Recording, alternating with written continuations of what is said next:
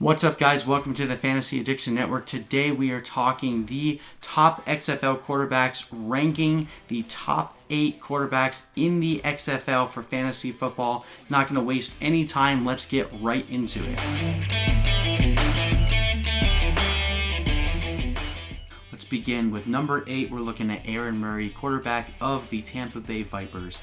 Now, Murray was really good in college. He played 4 seasons in Georgia and was an upper 10th percentile in both quarterback rating and yards per attempt.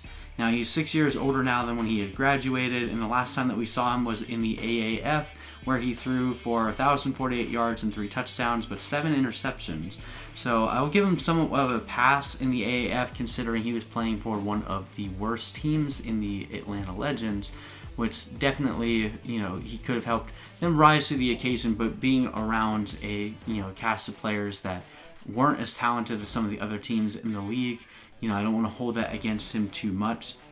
We'll have to definitely see how this season goes on. If he can keep those interceptions under control, he's playing, in a Mark Trestman offense that is historically pretty good for, quarterbacks and running backs catching the ball. I think that Aaron Murray could have a pretty good season as long as he can, control the ball and not throw too many interceptions. But we'll see what happens.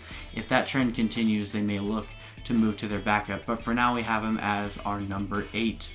All right, moving on to number 7, we have Jordan Ta'amu for the St. Louis Battlehawks. So I get this one might be somewhat controversial just because this quarterback situation has not been exactly figured out yet.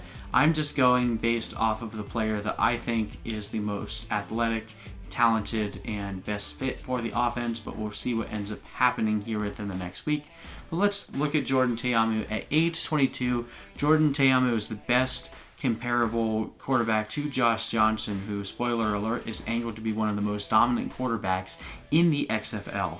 Now, Ta'amu played with the likes of A.J. Brown and DK Metcalf at Ole Miss last season and averaged an upper 10th percentile in yards per attempt in his 2 seasons with Ole Miss.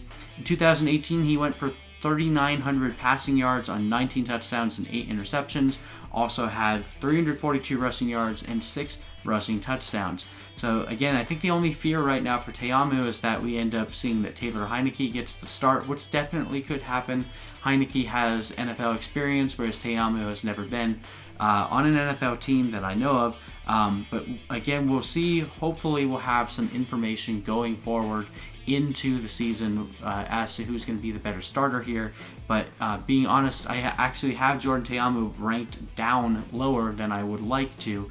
If Jordan Ta'amu ends up getting the start, he will vault all the way to my quarterback 4 because I think the dual threat that he provides running the ball and as a passer will end up making him be better than a lot of the quote-unquote game managers that you'll see in the XFL.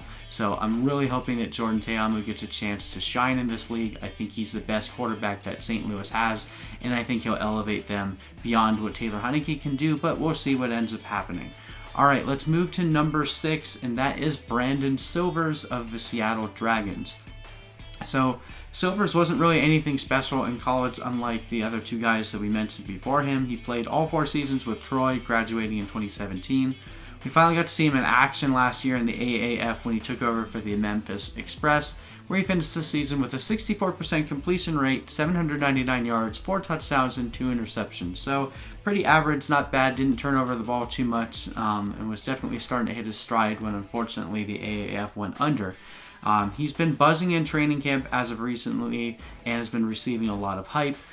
Prior to this week, we were starting to hear rumors of a potential quarterback by committee between Brandon Silvers and B.J. Daniels, which would be absolutely terrible for fantasy football, and I think it would be terrible for that team because quarterbacks really need to develop a rhythm with their receivers as the game goes on, and if you're constantly pulling them off the field, they're not going to succeed.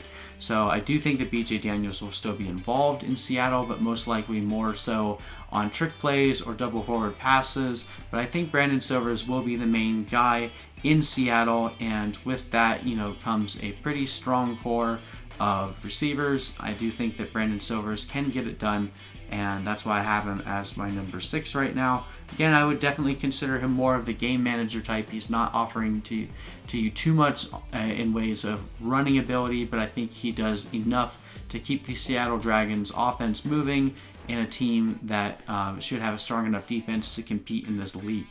All right, let's jump over to number 5. We've got Matt McGloin, the quarterback for the New York Guardians. Now, Matt McGloin is incredibly average athletically and has very small hands for a quarterback, which is never really a good thing, but he has spent some time with the Raiders and Eagles and just wasn't really able to cut it as a backup in the NFL.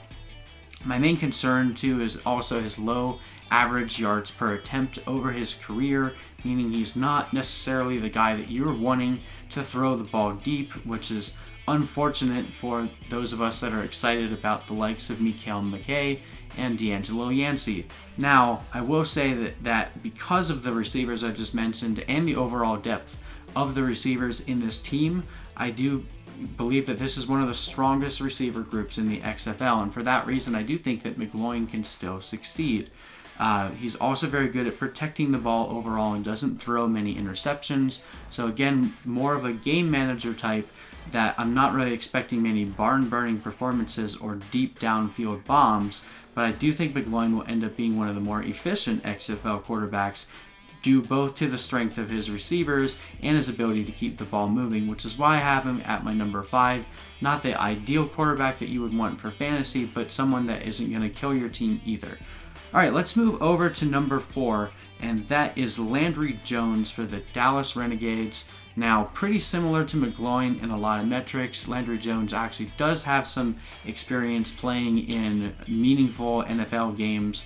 He played as the backup for Ben Roethlisberger for multiple years. Wasn't terrible as a backup, definitely not Ben Roethlisberger. There's a reason he's in the XFL, guys, but overall, Landry Jones, one of the first big names to come up in the XFL, has been buzzing around camp for a while now. Should be able to succeed in this league, playing under Bob Stoops' offense. They're basically tailor-making the team around Landry Jones, and I think Landry Jones should be able to succeed in this league. The main issue right now is the fact that he had hurt his knee, I believe about 2 weeks ago. Now that would send him back about 4 to 6 weeks, where if he gets back around the 4th week, he should still be able to start the regular season, but if that injury dips into the 6-week time frame, that's going to be troublesome because that's going to mean that he's going to miss at least the first couple games of the season.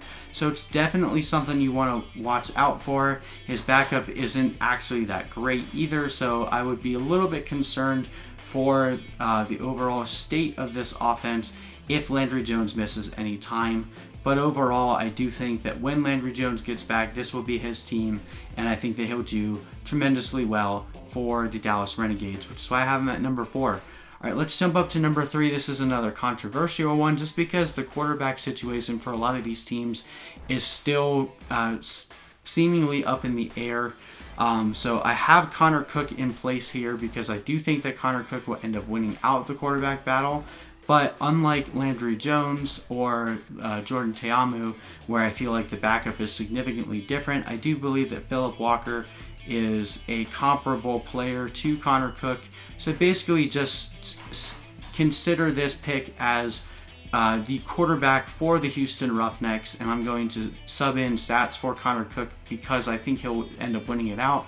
But if not, I think everything applies to Philip Walker as well. Now, looking at Connor Cook specifically, he's definitely a typical pocket passer and offers very little in the way of rushing skills, but he protects the ball and doesn't throw a lot of picks, and he's also shown good consistency on the short game, but not tremendous deep ball. Again, very similar to the last couple of quarterbacks that we highlighted.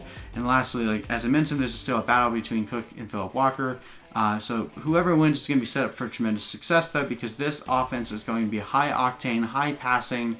They call it a run and shoot offense. June Jones, coach from the Canadian Football League, is known for a high flying offense. So regardless whoever gets the quarterback start on this team is going to be a tremendous fantasy asset just based on the amount of volume that they're going to be throwing the ball. They're also surrounded by some of the best receivers in the league, with arguably the best receiver in Sammy Coates.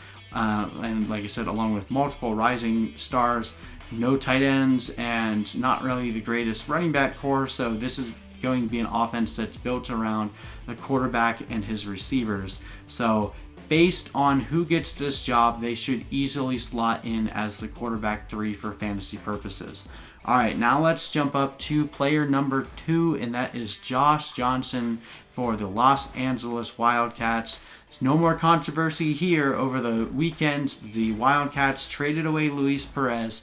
There was some rumor that because Luis Perez was the quarterback that they had received in the draft, that they would end up going with him, but they traded him away over the weekend, said that they felt that they were better off with Josh Johnson and his current backup.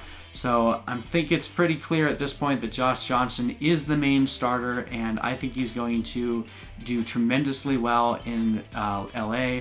LA doesn't have the best defense projected right now, so they're going to have to throw the ball a lot. And again, not really the strongest receiving core, but a pretty solid group between Nelson Spruce, KD Cannon, and Trey McBride. Also has a really good tight end in Barnes. So this should prove for a very formidable quarterback in fantasy. And also Josh Johnson himself was slated to be the first pick overall in the AAF last year. So he's a known commodity that is going to, have every chance to succeed in this league. And I think he'll do exactly that. And the fight between Josh Johnson being ranked the number 2 and the number 1 is actually pretty close for me. And that's why I have them both in my top tier. But I gave the edge out to the top guy just based on the receiving core, which leading into that, number 1 is Cardale Jones for the DC Defenders. At age 27, Cardale Jones finally gets to do his best impersonation of Cam Newton in the XFL, running alongside the best wide receiver tandem in the league between Rashad Ross and Eli Rogers. He has 2 strong pass-catching running backs in Jarrell Presley and Donnell Pumphrey, and he has a good pass-catching tight end in Kari Lee. If Jones flames out, it would be a massive disappointment, and there would be a lot that would fall on his shoulders for this to go down. Now, granted, he didn't have much success in the NFL, but he still played in the NFL, unlike some of the quarterbacks that are starting in this league. I think Cardale Jones has everything in his power to be able to be the most successful quarterback in this inaugural season in the XFL. I do believe he'll function very well in Pep Hamilton's offense that should be high-flying. I do understand that there's some risk just based on what we've seen with Jones, but there's really risk with every quarterback in the XFL right now, and I believe that in addition to the risk that you have to consider for everybody, Cardale Jones offers the most upside of any quarterback in the league just based on the starting talent around him and what he is able to do with the ball when playing well. So I'm very excited to see what the DC Defenders do with Cardale Jones. But anyway, let me know what you guys think of that list. Let me know if there's anything you like, disagree with in the comments below. Also, if you want to see how I have ranked all of the players in the XFL leading up into the fantasy season, feel free to click the link in the description or go to fantasyaddictionnetwork.com. You guys can access my rankings for free all the way up into the time the season starts. I'll be updating those, so feel free to download those. Again, absolutely free, and hope you guys enjoy those. But anyway, we will see you in the next video.